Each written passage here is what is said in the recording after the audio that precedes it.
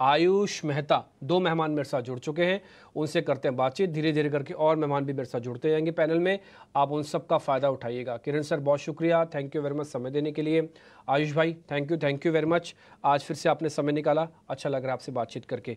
Sir हमने जो बात अभी रखी है दर्शकों के सामने, आयुष भाई आप ज़रा बताइएगा, कहीं कोई गलती हो तो उसको करेक्ट कीजिएगा, अपने इंटेलिजेंस उसके अंदर जोड़ दीजिए और साथ ही अपने शेयर्स भी बता दीजिए। Good morning sir. Chimpi ji definitely कोई गलती नहीं यहाँ पे। इनफैक्ट मैंने भी अपनी निफ्टी के और बैंक निफ्टी के लेवल्स दिए, वो कहीं तक आपके और हमारे काफी अलाइंड ही है। मुझे भी लगता है कि यहाँ से निफ्टी में एक कंसोलिडेशन चल रहा है, जिसमें कंसोलिडेशन का ब्रेकआउट आएगा तो निफ्टी ऊपर में जो फर्स्ट है 20,700 24,700 तक के लेवल्स इजीली आ सकते हैं, और इसमें 24,440 का एक स्टॉप लॉस लगाना है। बैंक निफ्टी में भी अगर हम देखेंगे तो बैंक निफ्टी भी रेंज बाउंड है, यहाँ पे 50,800 का एक बहुत इंपॉर्टेंट रेजिस्टेंस जोन है, तो मुझे लगता है वहां तक तो एक बार बैंक निफ्टी लेके जा सकते हैं। और इसमें जो सपोर्ट का स्टॉप लॉस रहेगा वो 50,200 का रहेगा। मेरे को भी लगता है 50,800 और 51,000 एक बहुत इंपॉर्टेंट रेजिस्टेंस पॉइंट है बैंक निफ्टी में। बैंक निफ्टी में नीचे के लेवल से अच्छी रैली वापस आ सकती है एक बायबैक में। तो मुझे लगता है यहाँ से मेरी 2 बाई कॉल ही रहेंगी इसके लिए। फर्स्ट बाई कॉल है मेरा टेक महिंद्रा पे। कल हमने देखा कि आईटी स्टॉक्स में एक बहुत अच्छी रैली है, मुझे लगता है आज ये वापस कंटिन्यू हो सकती है, तो मुझे लगता है टेक महिंद्रा को यहाँ से बाय करना है। इसकी मंथली चार्ट पे कप एंड हैंडल का फॉर्मेशन है, डेली चार्ट पे बॉलिंग का बैंड के अपर बैंड का ब्रेकआउट है, तो सारे इंपॉर्टेंट मूविंग एवरेजेस के ऊपर है, तो मुझे लगता है टेक महिंद्रा को यहाँ से डेफिनेटली बाय करना चाहिए फॉर टारगेट ऑफ 1650। यहाँ पे जो आपको स्टॉप लॉस लगाना है 1568 का रहेगा। सेकंड स्टॉक जो मुझे लग रहा है वो इंडिया मार्ट का। इंडिया मार्ट की अगर हम बात करें तो एक पेनिन पैटर्न फॉर्मेशन का ब्रेकआउट है, जो बहुत ही स्ट्रॉन्ग फॉर्मेशन है, और ये इसमें नोट करना है कि इसकी वीकली और मंथली चार्ट पे फॉर्मेशन हुआ है, तो मुझे लगता है यहाँ से एक अच्छा ब्रेकआउट आ सकता है। जैसे एक डबल बॉटम फॉर्मेशन देख रहे हैं हम डेली चार्ट पे और एक इंट्राडे 60 मिनट चार्ट पे, इसका ब्रेकआउट ऑलरेडी आ चुका है क्लोजिंग पर। तो मुझे लगता है इंडिया मार्ट को भी यहाँ से बाय करना चाहिए फॉर टारगेट ऑफ 2980। यहाँ पे जो आपको स्टॉप लॉस मेंटेन करना है वो 2790 का है।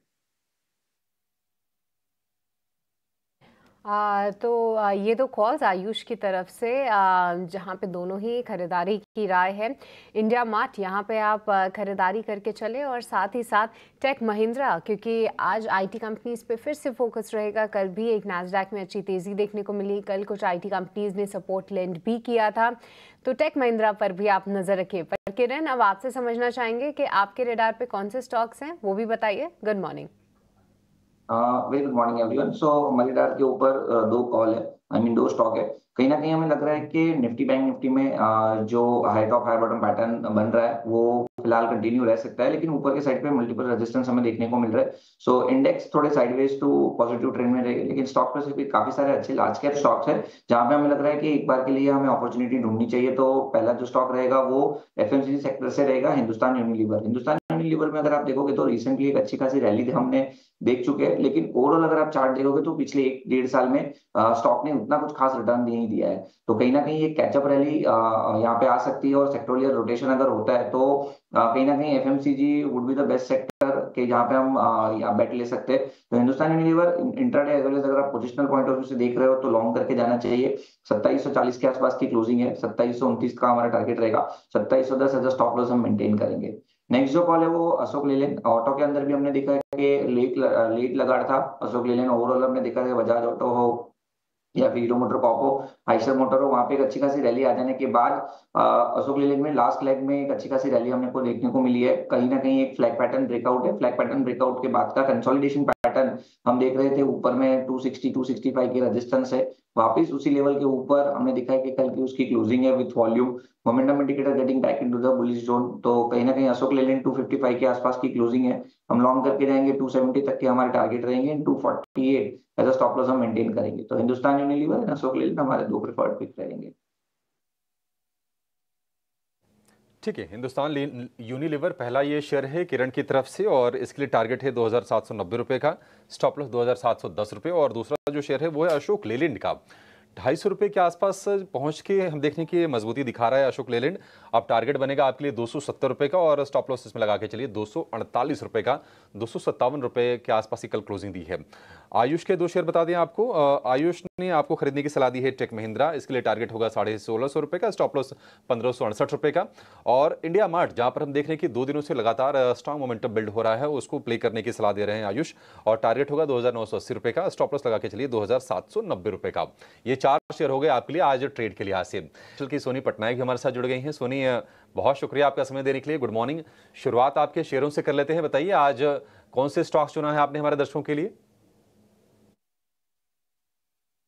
को सारे पैनलिस्ट को भी देखिए, आज हम जो पिक देना चाहते हैं वो है गेल में।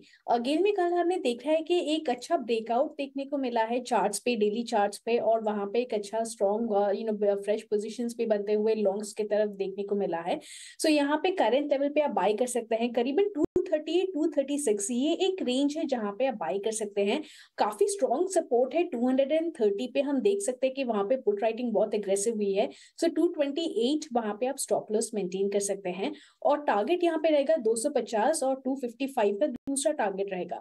कल हमने ये भी नोटिस किया है कि हायर स्ट्राइक पे कॉल ओपन इंटरेस्ट अनवाइंड हो रहे हैं, राइटर्स एग्जिट हो रहे हैं पोजीशन, सो वहां पे एक पॉजिटिव आउटलुक बन रहा है।